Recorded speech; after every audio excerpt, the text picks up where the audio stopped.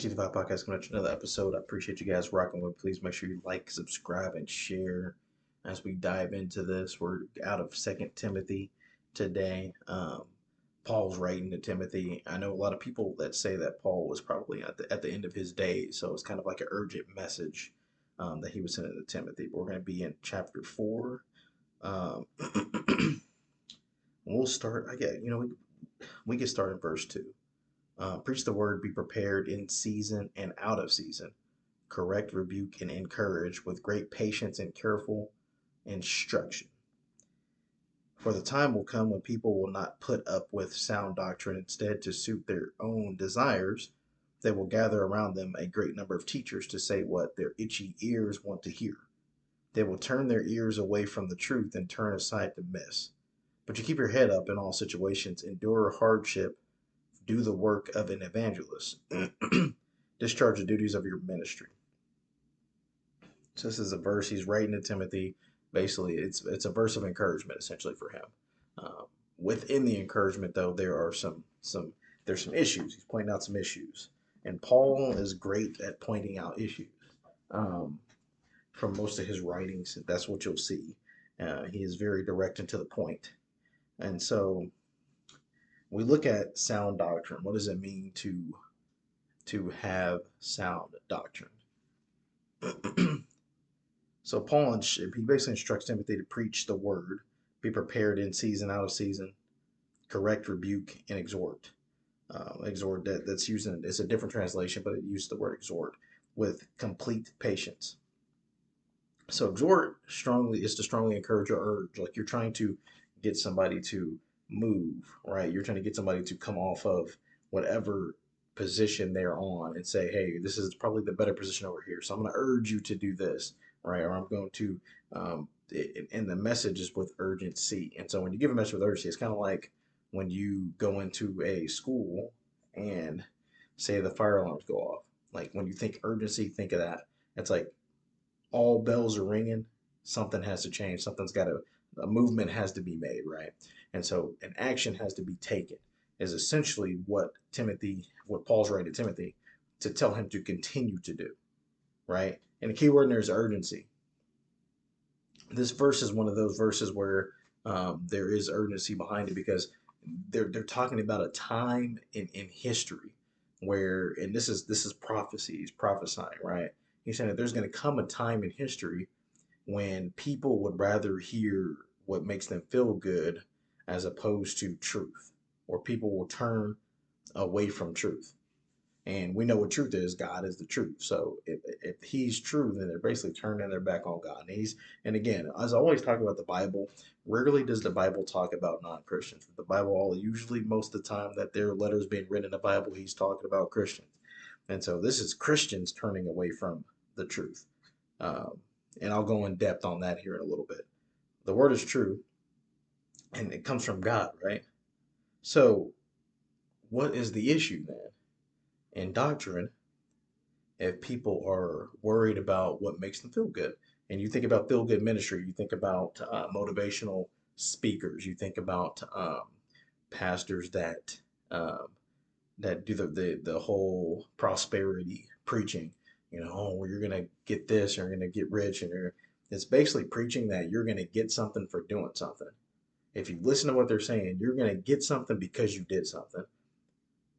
And that is the type of preaching, that's the type of things that people want to hear. It gets their emotions stirred up. So what happened to the reason why religious people have started to hate the truth? Like why? What's the hatred for the truth? Uh, and we'll go to a matter of the heart, right? And so in the verse, it talks about not only sound doctrine, but it talks about itchy ears. It talks about people wanting to gather up teachers. So essentially, what's happening is the leadership in the church is being exploited in a way that people are picking and choosing, right? Oh, I want to go here and we're going to set this up over here because it makes me feel good. And so what happens is people go to church because they feel good, right? But they don't change character. They go to church because they feel good. They don't change character.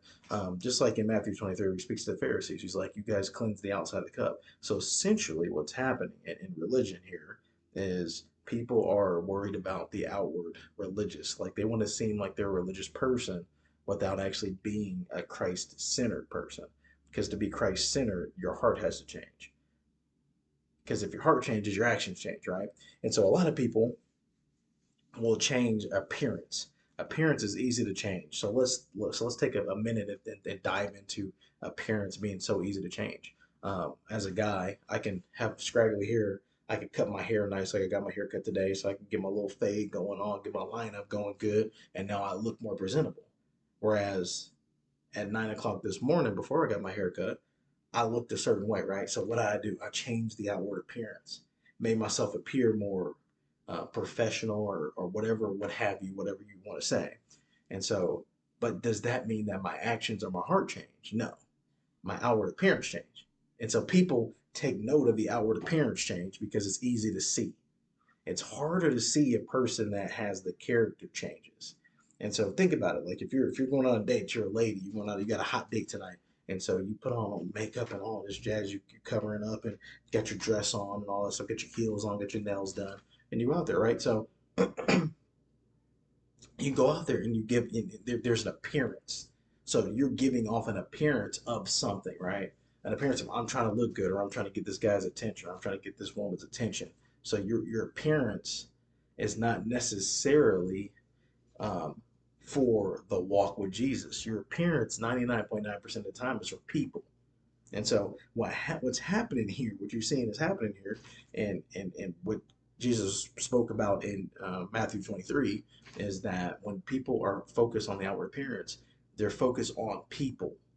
People who are focused on their outward appearance and aesthetics are focused on what people want, what people believe, what makes people feel good, right? And that in turn makes them feel good, right? So they put all their motives and intention into people. Whereas a person that focuses on the inside, the character things, changes their actions change. They move different, they operate different, they walk different.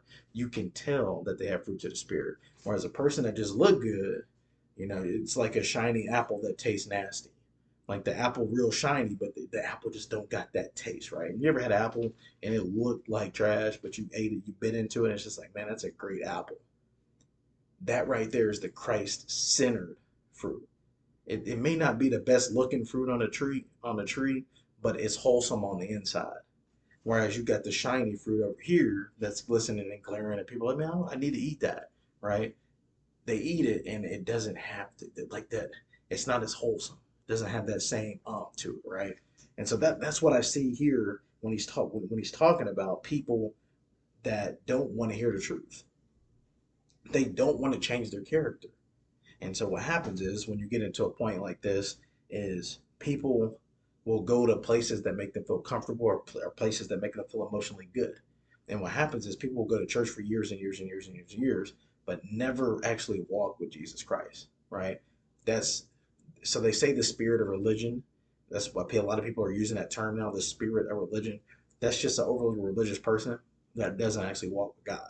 Like it's like if I were to go to church every Sunday and I look good and I dress good and my hair cut and I'm all nice stuff, but I'm not changing the inside. I'm going there because I like the music they play. So the reason why I go to the church is because I like the music that they play. I don't go to the church because it convicts me and it's making me a better person, right? And so those are the things that you have to ask yourself as a believer and follower of Christ is, are you getting, are you moving the needle? If you're not moving the needle where you're at, then you probably need to look into that. Because what you don't do is put your salvation in the hands of an emotional state. Because emotions change so quickly and they're variable, and there's so many variables in emotion that you can't really control. Right? You don't really. It's almost like you want to control it, but you don't really have as much control because people can affect that, right? And if people can affect it, is probably not something that you can sustain or hold on to because there's so many people that will have so many different effects on it that over time what happens is um, you may lose and forget who you are. So you got so focused on your image and your outward appearance that became your focus, right? So you've gone this track as opposed to going the track of I want to fix the inside, the internal me. How do I become a better Christian? How do I become a better person? How do I become a better what a boyfriend, girlfriend, husband, wife, whatever it may be, father, son, brother, sister, colleague at work? How do I become a better leader? Those are the things that you just can't look like that. Like you have to be that. And so I think that that's what a huge part of what he's talking about here when they're talking about 8 years is people in religion have allowed the wickedness that's in them, the flesh, because when you think about appearance and you think about feeling good, those are fleshly things. When you walk with Jesus, not everything gonna feel good, you know, but your walk is going to be different. Just like when I spoke about Proverbs 24:16, talking about the righteous man will fall, but the wicked will stumble, right? And it's crazy because when you think about this, when you think about people like this in this light, um, even if you go to a church that doesn't convict you, like I feel like that should stop you in your tracks. Like I don't feel the growth here. There's a difference between growth and relationships. Just because you establish relationships doesn't mean that you're growing, right? Just because you get closer to X, Y, Z doesn't mean that you're growing. And so it has to speak to you on an internal level that causes you to start to ask yourself the questions and look in the mirror and figure out, okay, what do I need to do internally to be able to get where I'm trying to go externally? Because if you fix the inside, it'll show, right? If you try to cover up all the evil boils out. When you think about a volcano, you think about that hot lava that's inside the volcano, and it's just in there. That's how I see evil inside of it. It's just in there, just boiling over. And if we have no control over it, because we're not working the inside, we're just worried about the aesthetic. So we grow a bunch of trees around this volcano. We put a whole bunch of houses there, um, and then it's the inside's just bubbling up, and then eventually it explodes. So what happens when a volcano explodes? You can see the lava outside the volcano. And so now you can see it all around. And now the look of that mountain that it was a volcano, but the look of that mountain has changed. It's not all green. It's not all these nice houses. Like you, and you can see this in wicked people. It'll start to show. Their skin will start to change. Their appearance will start to change. You can see it. And one good example is like when you think about meth addicts, that evil that just boils up inside of them, and so their appearance changed. So then you could just tell that that person's a meth addict. You could just tell this person's this or this person's that. Eventually, the evil festers over so much inside of you that you just look like an evil person. Like people will look at you like there's some evil in that person. Like you can get like I think about BTK. How he got inside of a church, I don't know, but just think about how the look. Like every time I've seen a photo of him, he just looks evil. It may be that I know what he did, well, yada yada yada, but still, there's a look, and you guys that seen the look, you understand the look, right? And so maybe it's the wickedness inside of our heart because emotions are flesh, right? And so if you govern your Christianity and your walk with Jesus based on emotions, you're basing your walk on flesh because emotions are flesh. That's where it comes from. I'm not saying emotions are a bad thing. Emotions are a good thing. Like if you utilize your emotions correctly, but you have to understand where emotions come from. Emotions are it's your body. Your body's natural ability is to feel emotions, right? And so he talks about each year. So instead, they to suit their own desires. So what he's saying is religious people, Christians, are gathering teachers that fit their desires. So essentially, they want to live their life however they want to live their life. They don't want to change nothing. And honestly, I think that there are some Christians that are literally in love with sin, literally in love with sin. I know what it's like to be in love with sin because I was there. I was at that point. I was at that point where sin no longer stopped me in my tracks, right? So I could just keep on doing it and justifying it, just and it emotionally driven. Like you feel good in those moments, right? And so you get so high up on dopamine and the emotional feeling that you lose sight and track of where Jesus is on that journey. So now you didn't turn completely away from him and you're turning to yourself. And to me, that's a form of idolizing yourself. A form of idolatry is when you turn away from Jesus because of the feel good, what makes you feel good. oh, well, I feel good, and so this is what I'm going to do, right? Because to be honest with you, picking up your cross daily, it does not feel good. Denying your flesh does not feel good. And like when you think about the journey with Jesus, it's a tough journey because it goes against everything that you are as a human, and so you have to. And that's the crazy thing is that people don't understand that. Like they think it's just I just do what I do and I'm good, or I just do what I do and I pray and I'm good, or I just do what I do. And most people will have so much unrepentant sin is crazy, and people don't realize that. Like you can go through a 45, 50 year life and have so much unrepentant sin that when you die and go meet Jesus, he gonna ask you about him. You're like, man, I didn't even think that was a sin. Like I wasn't even thinking about that.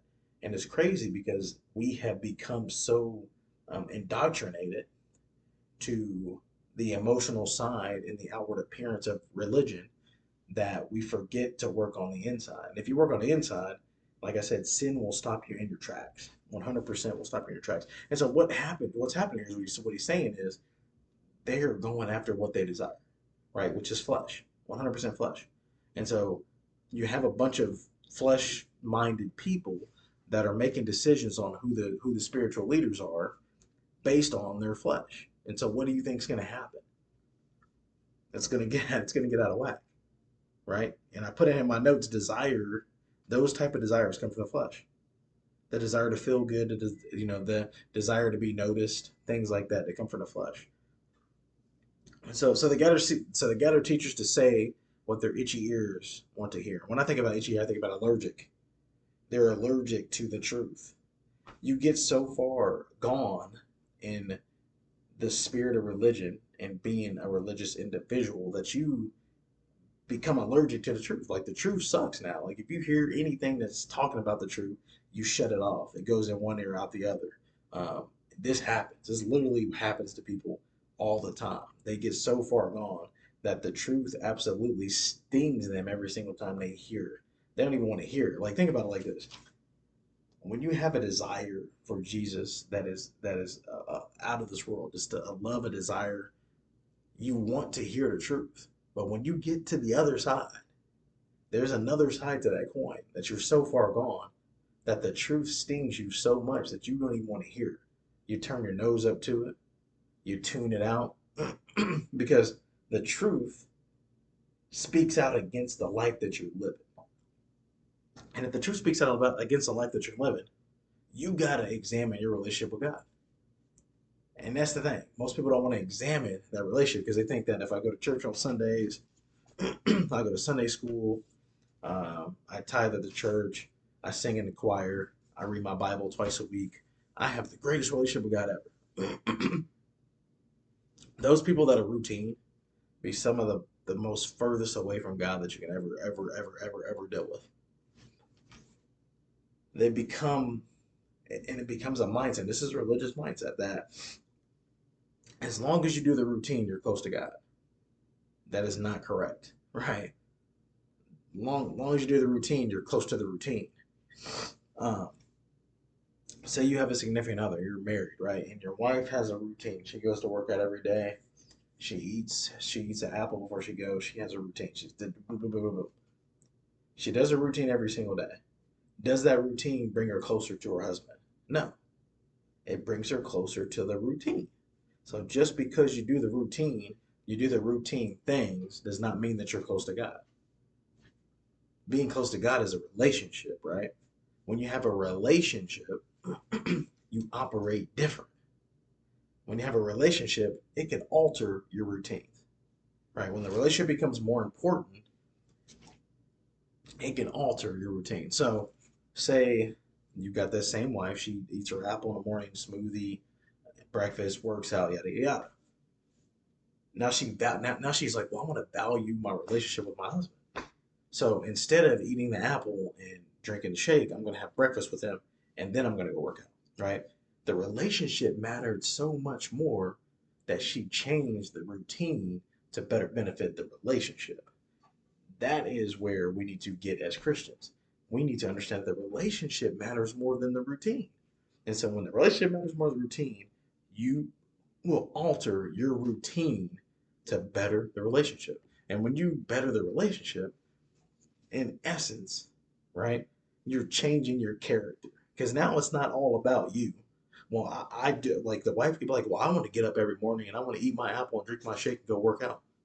But now I get a little bit less time working out. I don't get to eat the apple that I love, and I don't get to drink the shake that I love. But I'm building a relationship with my husband because now we are sitting down having breakfast together. We're talking, we're chatting, yada yada yada. I'm learning about him, right? And so it becomes about the relationship and not about the individual. And that's where we need to get as Christians, where it's more about the relationship with God, right, than it is the individual, than it is about me, right? Because if it's about me and I need to feel good at the church I go to, or I need to hear stuff that I like, hear stuff that I agree with, let me tell you that the one thing that gets me about religious people, about Christians, is they always have to feel like they have to agree with everything. I'm like, bro, when you go get the word that you don't agree with, that's God smacking you upside the head, telling you that you off the path. If you always have to agree with everything, right? Who's in charge of the direction that you're going? It's not God because you're not going to agree with everything. It's you. You're in charge. And I think people don't understand that piece whenever it comes to psychology is that you're controlling the overall narrative, right? And so that is what we're talking about here. We talk about itchy ears and them gathering teachers. They're controlling, right, the ability for them to be taught by others. But not only that, but they're also controlling their relationship. Because what if God sends somebody to you with a word, but you ain't listening to them because you disagree with them, right? Or you ain't listening to that person because you don't like what they're saying. Or you ain't listening to that person because what they say convicts you. Let me tell you, somebody is convicting you, God definitely sent that person. Like there's been so many times that I've had people speak to me, especially in recent times, when I have people speak to me and I'm like, dude, like that sucks. I'm like, dude, I don't know why, like, why are you saying that to me? And I'm over here getting mad in my head, like, dude, frustrated, right? Irritated. But they're speaking to something that I've done. And so why would I get mad? God sent that to me. If they're speaking to something specific that I've done, I don't even know it, but they're speaking to something specific that I've done. Why would I not take that? Right? Let me tell you why. Two reasons, two huge key reasons. Number one, pride. Pride will keep you from taking that, right? Because a proud person can't hear negative about themselves. They can't hear negative about themselves. An extremely proud person cannot hear anything negative about themselves. So if you struggle with hearing things negative about you, you need to check your pride because that's probably the root cause of your issue. And then when you take that to the next step, somebody who can't hear negative things about them will never be accountable to anything, right? So there's no accountability for them. And so they can go on and live willy nilly and think that, oh, I praise Jesus on Sundays and I read my Bible twice a week, so I'm good. They will hit a news flash when they're standing amongst God and God's looking at you like, I don't know you. You focused on the routine, not the relationship. You focus on the routine. You just routinely went to church. You just routinely read your Bible twice a week. You just routinely prayed once every now and again. You just routinely prayed over your food. You did the routine stuff, but you didn't focus on the relationship, right? God desires a relationship. And we've got so religious and so in the institution of Christianity and religion that we forgot that those are the routines. But that's the R, that R matters. You got to have routines to be able to get where you're trying to go, right? But the relationship matters most because the relationship will alter the routines. It should. So if we focus on a relationship with Jesus, we may alter our routines. So we become mundane as Christians, as followers, as religious people. We become mundane. We become to a point where it's just about doing whatever's easy. We just kind of coast through life, do whatever's easy. That's flesh. The flesh wants to take the easy way out. Trust me. Do you not think that Jesus, in his flesh, when he was on earth as a man, had urges to want to take the easy way out? He could have snapped his finger and struck everybody down. I'm pretty sure he had the urges because he was like us. He put himself in our form, right? To prove to us, right, that we have the ability through him to defeat that humanly form that we naturally have. And that's where the pride, the arrogance, that's where the lust, that's where all these things come from, is that. And so he came to earth and proved that we no longer have to live in that, right? What do we have to do?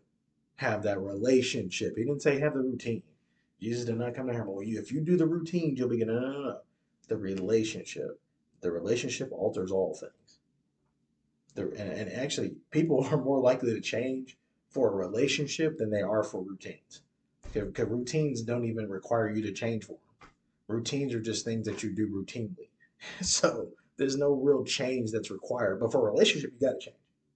So it's easier to get stuck in routine and just be happy and to just oh, I'm content. As long as I don't have to, as long as I don't have to change nothing about me, my inside, I'm good. As long as I can just look like, because the routine allows you to look like you're a religious person, allows you to look like you're a Christian, allows you to look like you're following God. But in essence, just because you do the routine doesn't actually mean that you're following anything. That just means that you're following the routine. I don't think I've hammered this home enough. There's routine over here and relationship over here. And what I'm trying to tell you guys today is the most important thing is not the routines, it's the relationship. The routines can take you away from the relationship 110%. You ever get to the point where you and your significant other were roommates because the routine became more important than the relationship. Now you don't know the person that you lay in bed with because all the routines you gotta go to work. You guys gotta go to work. You gotta keep the house clean. You gotta take care of the kids. You gotta buy groceries. You gotta pay the bills. Routine. That's the routine. As I'm trying to get you guys to use your life lessons, like the things that you do in life. That's the routine, right? And you don't even realize that the routine don't matter without the other person. And so that's the reason why the divorce rate's high. That's a whole nother section that I can talk about. But this I'm trying to hammer this home to you guys. The relationship should be the most important thing. For if you don't have that relationship, you can do routines all your life and it won't matter. You can do routines all your life, and that person that you did all these routines for, all he wanted was for you to have a relationship with him. That's the crazy part about all this. He did not say, I need you to do all these routines. I need you to do this. I need you to wake up, do this at this time, this time, this time. He didn't have a calendar laid out where it was like, you got to do this, this, this, this, and this. No, he said, have a relationship. He called us to have a relationship. But we're so lackadaisical, lazy, arrogant, prideful as people. I'm in there with everybody else. All these things I'm saying, that's me too. Because I'm flesh too. That we get so stuck in a routine.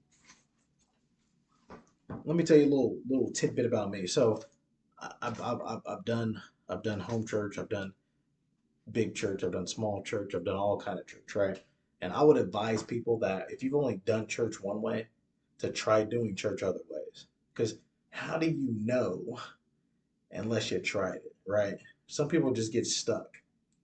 And people that get stuck are stuck because of one thing: routine. Routine will have you stuck all your life and you'll never, ever, ever actually grow, right? Because growth requires the relationship, not the routine. And so I would advise you guys to try that. And so I've experienced so many different types of church. Like I've been to Baptist, I've been to non-denominational, Pentecostal, Methodist, whatever. I even drove to a church when I think we were living in Lawrence, and and let me tell you, so we pulled up, and I saw how everybody was dressed, and I was like, I'm not going in there. Skrr! I don't even know if it was a Mormon church. I didn't know what denomination or what kind of church it was, but I just knew when I pulled up, and it was out in the country. I think we were living in Lawrence. I just knew because we're out in the country. This is funny because I'm an only black person. So I'm nervous. I'm over like, this makes me nervous. And I see how everybody was dressed. They're dressed like they were Amish. So I'm like, this definitely ain't my cup of tea.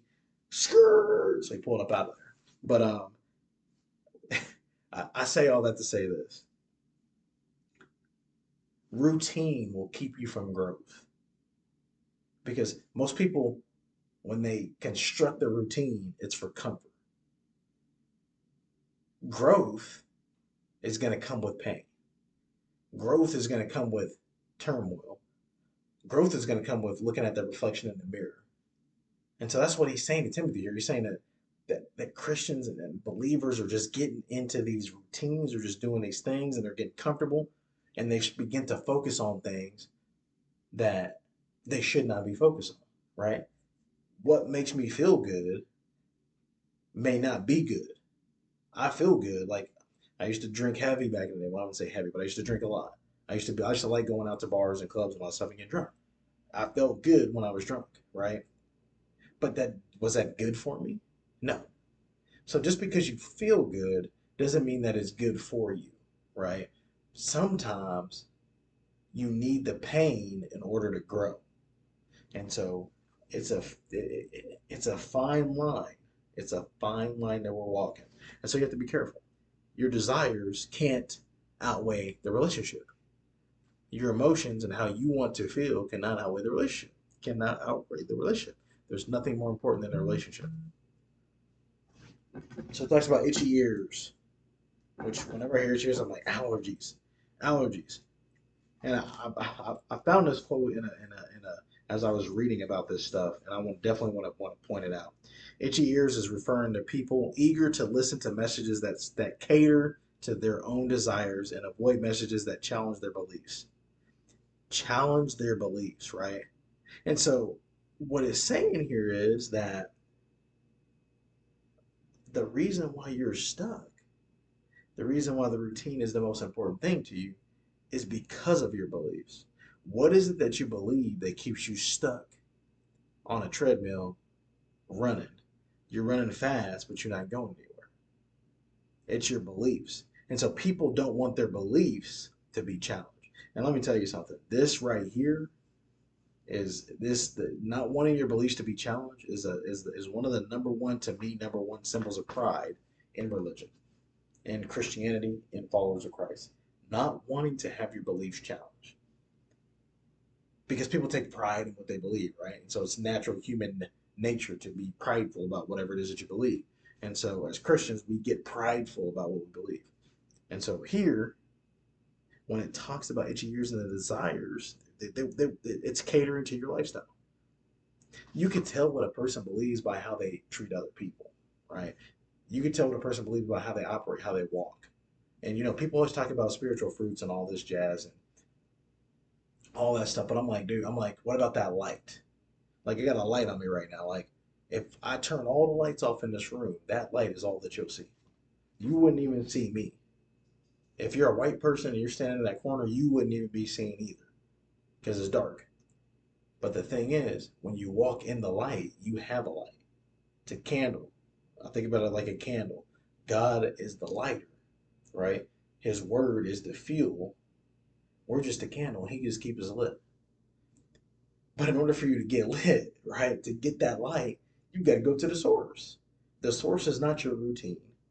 I got to go to church, wash, rinse, repeat, wash, rinse, repeat, wash, rinse, repeat.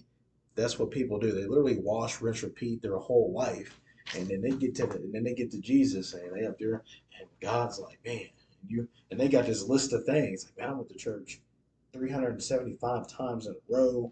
I paid X amount of dollars to tithe. I was on the worship team. I sang. I read my Bible 2 times a day for X amount of years. And then God's like, I don't know you. Why would God say he don't know you? Because you didn't value the relationship. You valued all the stuff that man told you to value, but not the one thing that God told you to value the most, and that's the relationship. And so the belief part right here is huge in pride. Huge in pride. If you can't have your beliefs challenged, you're extremely prideful. Extremely prideful. Because you should be able to have conversations about your beliefs. How else would you possibly be able to learn anything if you don't have conversations about your beliefs? If it's just like, oh, I believe what I believe and that's it. I'm not going to talk about it. I'll be like, how do you learn? Like, how do you gain wisdom? How do you gain anything? Right? Because key word is your beliefs. When you think about, oh, it's my beliefs, then you're taking ownership of whatever that is. It's not God's way for me. When you think about it, when you word things a certain way, you're giving off a certain energy. Choosing teachers whose teachings validate their chosen lifestyle over those that demand adherence to the truth. So we're in a time when people are choosing pastors and leaders of churches that validate. Keyword validate. People want to be validated so much by man, it's absolutely insane and ridiculous. Validation is ruining relationships. Validation is ruining marriages. Validation is ruining friendships. Validation is ruining Christians. Validation. Because who validates you? Ask yourself the question, who validates you? Do you have to, if you, my mom always told me this. She always said, if you need validation from man or flesh, from people, humans, when you run out, you got to go get more. You got to go back to get more. You don't always want to go back to get more, right? But she said, when you get validated from God, He's continually pouring in your bucket, right?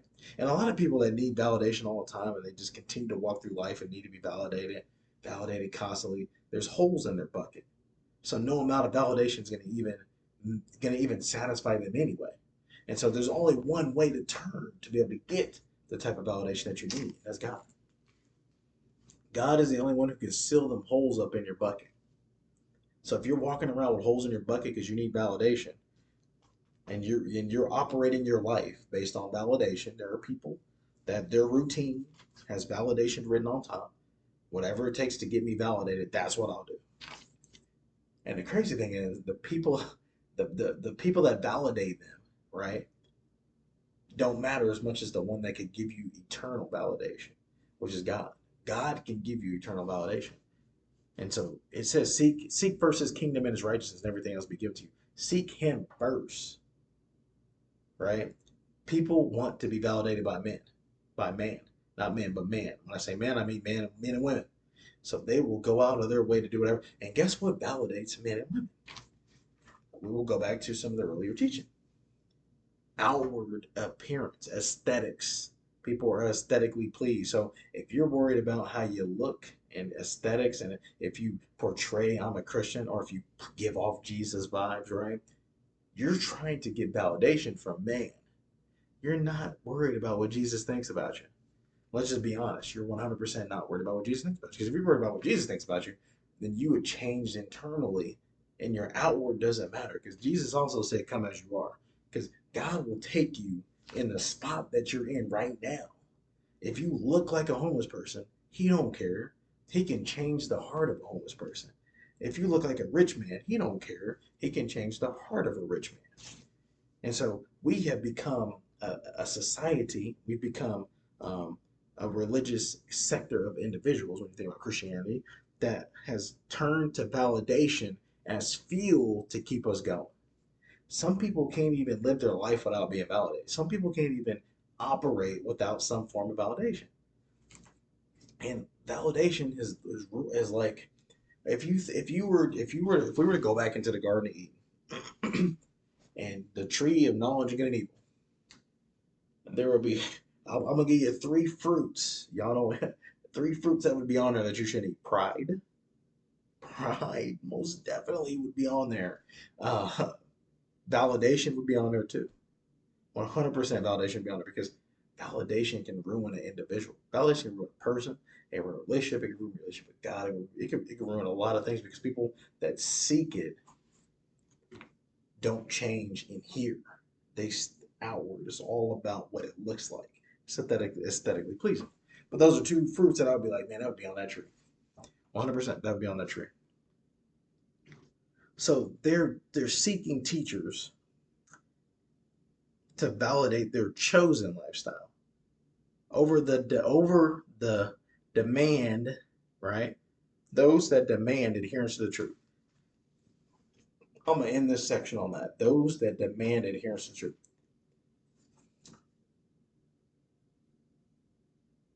Pastoring churches has changed. We know that. It's become more feminist, become more soft, right? It used to be tougher. It used to be a whole lot tougher, and you would have these messages, right? And so understanding that change, not all change is good. Not all change is good. Don't get me wrong. But I feel like people don't want to adhere to the truth, right? Because the truth actually turns the light on them, turns the magnifying glass on them. So now you have to look at yourself because part of being true and being honest with it, you gotta be honest with yourself, number one. If you can't be honest with yourself, there is no way that you can do anything that the Bible is asking you to do. You can't. Like, because the Bible is literally asking you to be able to look in the mirror and say, I'm a sinner. I need Jesus. That's number one. So you have to admit, right, that you are, which requires you to look at yourself objectively. And so people can't look at themselves in a mirror and be like, yeah, I be fucking up. Like, I be screwing up. I be messing up. People have carry so, and let me, the third fruit, let me put the third fruit on the tree now. So we've got pride, we have, we have validation, we have shame. Shame will keep you so far away from God, it ain't pretty. And I think that that goes into a lot of the issues that we have inside the Christian church today.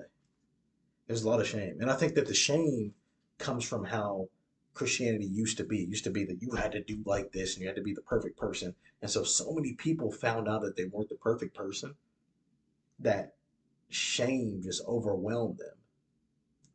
And now it's hard for them to overcome that shame. So now it's like you're in a box.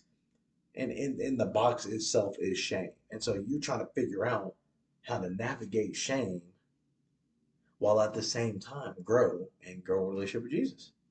And so what people do is while they're in that box, it's easy, it's comfortable for them to stay in the lane that keeps them comfortable. And so what happens is because some things happen, and there's a lot of people that were hurt by the church back in the day because it used to be, there's some good things about how the church used to be, and there's some bad things. The whole beat you down, you're going to hell all the time. Like if a church says that uses you're going to hell as a way to try to get you to do some things, I'm like, that's not the reason why you do what you do. That's not the reason why you walk with God, right? You walk with God because you love Him. You don't walk with God because you're gonna prosper. You don't walk with God because you're gonna get some money next week. You don't walk with God because you're gonna get rich. You don't walk with God because I'm gonna go to heaven. Like me, I don't even think about it like that. I'm not even worried about going to heaven. Going to heaven don't even ain't even at the top of my mind. There's so much other stuff. I'm like, I mean, I'm in a couple different ministries. I'm part of teen outreach at the church, so I'm like, that's like top of my mind. Is like, how do I help the teens understand how to have a relationship with God that's so good that they make better decisions, right? When they're not at church on Sundays, right? Or how do I help my kids who may be dealing with some anger issues learn how to cope with that, right? In a godly manner. And so there's all these things that matter to me more than going to heaven or going to hell. Like I don't even be sitting here worried about that. Because to me, if that's what your motive is, I want to go to heaven, that's your motive, you're going to do all the routine stuff that it takes to not go to heaven. That's what you're going to do. Literally, that's what you're going to do. If that's your motivation. So if you need a reward, right? So if there was no reward at all, there was no heaven or hell, we just all went to the same place, would you still follow God? That's a question I never thought of, and it just literally just rolled off the tongue. If there was nothing there at all, and all it was just a relationship, that's all you got out of it was the relationship, that's it, would you do and live your life the way you live it? I bet you a lot of Christians would be like, I'm gonna go sin now. I'm gonna go do this. I'm gonna go do that. I'm gonna gamble. I'm gonna go do whatever I want to do, right? Because there's no punishment, right? People will do things for punishment, which is crazy to me because not when in Corinthians when it describes love, it never says that you do stuff because you might get punished. It never says that. So if you love God, why are we so concerned about doing stuff to keep us from getting punished? Or why are we so concerned about doing stuff so we can get to heaven? Or why are we so concerned about that? Sounds like a transactional relationship as I start to say more things. Why are we so concerned about, oh, I'm going to get rich? Oh, I'm going to do this because I'm going to get rich. Or I'm going to do this because pastor said this is going to happen. or I'm going to do this because pastor said this might happen, right? And so what happens is we become we get into a transactional relationship with God where I'm doing this because I'm going to get this.